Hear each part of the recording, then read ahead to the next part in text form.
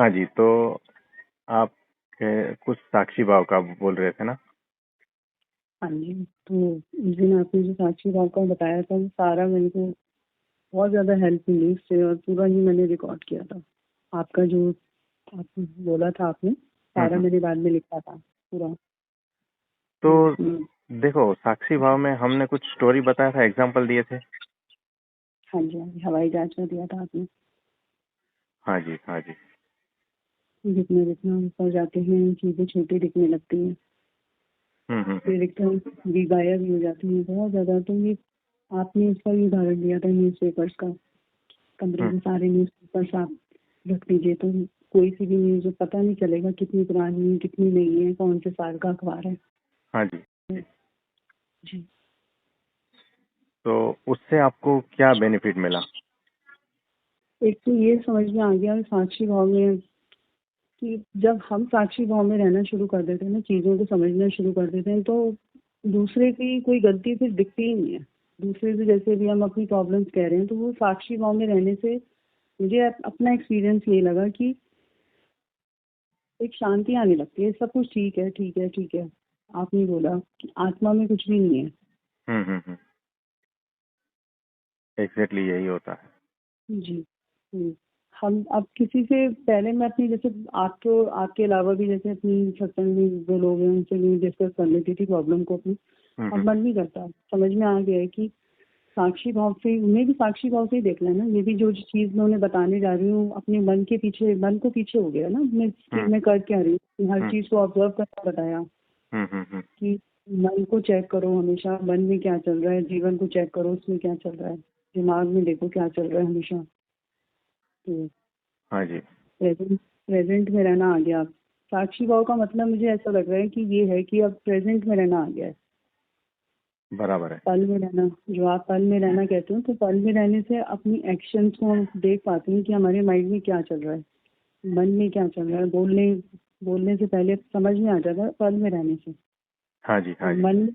मन में रहने से वो लगता था हमेशा कि पास्ट ही चलता रहता था, ना चाहते हुए भी पास्ट की बातें चल रही हैं। फिर ठीक है, समझ में आ रहा है कि सत्संग में बताया कि ऐसे नहीं करना। पर अब ओके है, वो चीज समझ में आ गई है। हम्म। तो आपने कुछ लिखा है कि हाँ, आ, आनंद में रहते हो, नाचने का मन होता है, ये सब कुछ। सत्संग में कुछ भजन चलते हैं, हाँ। तो उन भजनों को ना अब समझ में आ गया कि वो उन भजनों के मतलब क्या है। हम्म। जी। तो जैसे एक भजन है कि रंग तुमने प्रेम का जो मुझ पे चढ़ाया है, सच हम्म। कहूँ जीने का मजा ही अब आया है। तो पहले तो ये भजन ऐसे वे गाते थे, हम्म। बट ये भजन नाच नाच के गाती हूँ कि रंग तूने प्रेम का जो मुझ पे चढ़ाया है, हम्म। सच कहूँ जीने का मजा ही अब आया है। तो वो भजन के मतलब अब बिल्कुल समझ में आता है एकदम कि इसमें क्या लिखा है। एग्जैक्टली, देखो यही तो मस्ती है। रहती है।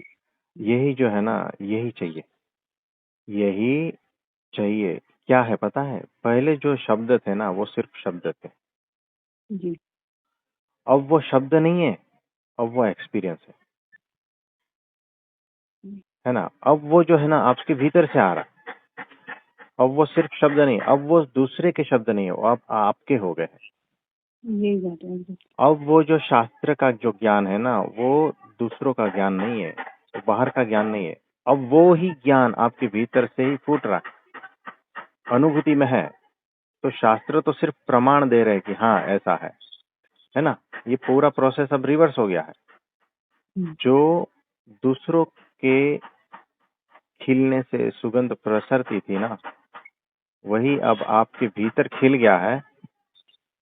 तो वही सुगंध अब आपके भीतर से बह रही है ना। तो ये जी। है परम कृपा। तो ये अनुभूति होती आपका है। आभार है इसमें, आपकी आपके सत्संग ने इसमें बहुत हेल्प की है, बहुत हेल्प किया, आपने बहुत टाइम दिया है। तो ये होता है क्योंकि यहाँ पर है ना प्रगट का सत्संग है ये। थोड़े दिन पहले मैंने आपका वो सत्संग सुना जिसमें आप कुंडली का बता रहे हैं। इतना क्लियर कोई नहीं बता सकता। आपने बिल्कुल स्ट्रेट फॉरवर्ड बोला कि गुरु नानक जी किसी के पास कुंडली जगाने नहीं गए, हम्म। इतने बड़े सिस्टर के। मीरा जी किसी के पास नहीं गई। बराबर है। नामदेव किसी के पास नहीं गए। कोई नहीं गया? जी। कोई नहीं गया? बहुत अच्छा आपने बताया कि जो लोग कुंडली जगाने के लिए इधर उधर भटक रहे हैं वो अपना कहीं मार्गदर्शन कहीं गलत जगह कर रहे हैं, अपना सही जगह करना चाहिए। आपका बहुत ही मुझे हेल्पफुल लगा लेक्चर। इवन मैं भी फर्स्ट टाइम आपके पास यही प्रॉब्लम लेके आई थी अपनी कि एनलाइटमेंट क्या चीज होती है, तब आपने समझाया था। तो देखो, अब आपका नेक्स्ट लेवल है, और ये प्रगट का सत्संग है। प्रगट का सत्संग यानी परमात्मा साक्षात प्रगट है इस सत्संग में। हम्म, परब्रह्म साक्षात प्रगट है इस सत्संग में। कहने का मेरा मतलब ये है, हम्म, तो यहाँ पर होगा ही। प्रगट के सत्संग से जो है ना, आप में वो क्वालिटी आ ही जाएगी। आप ब्रह्म रूप होने ही वाले हो, ऐसा ये होता है, ये गारंटी बात है। आप समझे? जी। गुरु आप जैसे गुरु जो होते हैं ना वो आप कहते हैं गुरु अपने जैसे ही बनाता है। तो वो तो हो ही जाएगा, है ना? तो सर मुझे आपकी ऑनेस्टली आपके लेक्चर्स में मुझे बहुत हेल्प मिली। हाँ वेरी जी, ग्रेटफुल टू यू। हाँ जी, हाँ जी। तो ठीक है। जी।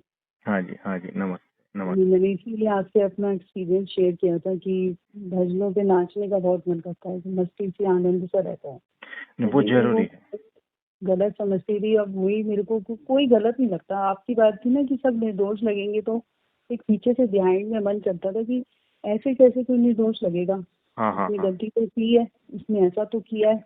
हम्म। पर अब ऐसा नहीं लगता। अब लगता है कि क्योंकि हम सत्संग सुन रहे हैं, हमने आपका ज्ञान सुना है, आपकी बात सुनी है, उन्होंने हम्म। नहीं सुनी ना। तो हम्म। वो अभी हमें आपने माया में और विषयों का अंतर बताया है। माया क्या है, विषय क्या है, इंद्रियां क्या है, उन्हें नहीं पता ना। तो हम्म। इससे वो निर्दोष है। आपका कहने का मतलब ये इसलिए वो निर्दोष है।